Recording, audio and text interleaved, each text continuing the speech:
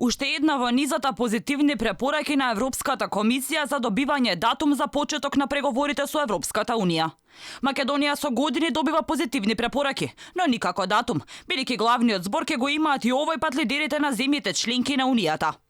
Вице-премиерот за европски прашања Бујар Османи рече дека во извештајот јасно се констатирала реформската определба на државата, особено преку резултатите во областите кои Европскиот совет ги имал потврдено како приоритети: судството, јавната администрација, безбедносните служби и борбата против организираниот криминал и корупцијата. За тоа се исполнува и вториот предуслов.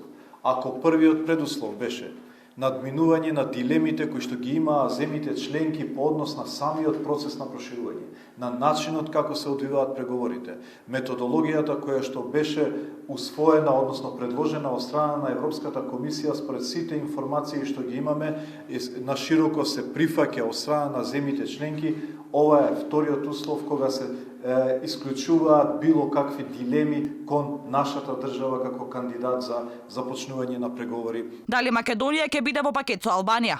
Османи не одговори прецизно, но рече дека лично се надевал дека одлуките за почетокот на преговорите ќе биле и за двете држави. Во однос на Албанија и нашата држава, мислам дека хрватското претседателство сериозно се занимава со оваа прашање. Мислам дека е општ впечатокот дека нема да се оди на самиот самит во март без да се разреши оваа прашање и оваа дилема како ќе се однесува Европската унија кон двете држави, дали како пакет или поединечно. За ова прашање се огласи и еврокомесарот за проширување Оливер Вархеј по објавувањето на извештаите за двете земји.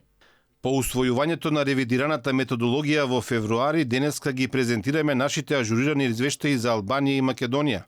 Тие покажуваат дека земјите ја засилиле својата работа и испорачале дополнителни опипливи и одржливи резултати во клучните области утврдени во заклучоците на Советот од јуни 2018 година.